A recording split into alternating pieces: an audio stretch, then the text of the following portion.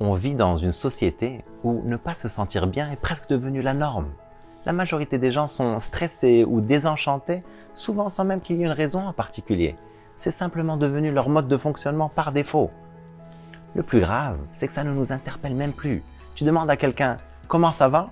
Quand il répond « Bof, pas trop, on fait aller ?» Tu dis « Oui, je comprends. » Alors que quand la personne répond « Super, au top », tu demandes « Pourquoi ? Qu'est-ce qui t'est arrivé ?»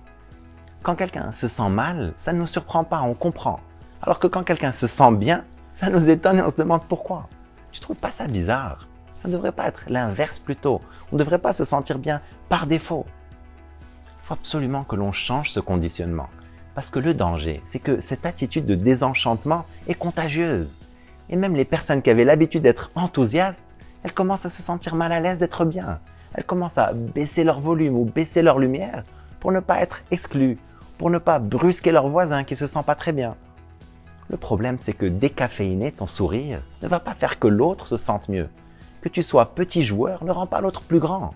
Tout ce que ça fait, c'est que ça apporte encore plus de grisaille à l'humanité. Le plus curieux, c'est que dans notre société où l'enthousiasme est en voie de disparition, où l'enthousiasme ne trouve plus sa place au milieu de ce désenchantement collectif, il y a des moments où c'est accepté d'être bien. Il y a des moments où c'est parfaitement admis. Quand une équipe de foot gagne un match ou un championnat, par exemple, « Yeah, on a gagné, tu souris, tu célèbres, tu embrasses des inconnus, et c'est parfaitement toléré. » C'est pas trop bizarre culturellement que notre bonheur dépende de la performance de quelqu'un d'autre. On a gagné, en réalité, toi tu n'as rien fait. Seulement, l'espace d'un moment, tu te donnes la permission de te sentir bien. L'espace d'un moment, tu t'autorises à être dans la joie. Pourquoi attendre qu'une équipe gagne un match pour te donner la permission de sourire? Si les gens n'ont pas besoin de raison pour se sentir mal, pourquoi tu as besoin de raison pour te sentir bien? Pourquoi ne pas t'autoriser cette joie au quotidien sans aucune raison? En plus, je suis sûr qu'en réalité, si tu y penses, tu dois avoir des centaines de raisons pour lesquelles sourire et te sentir reconnaissant dans ta vie. Ta santé, ta famille, tes amis, tes finances, pour le fait d'être en vie. Ne te laisse pas contaminer par cette amertume collective. Choisis de te concentrer sur le positif. Et autorise-toi à être heureux, autorise-toi à vivre dans la gaieté.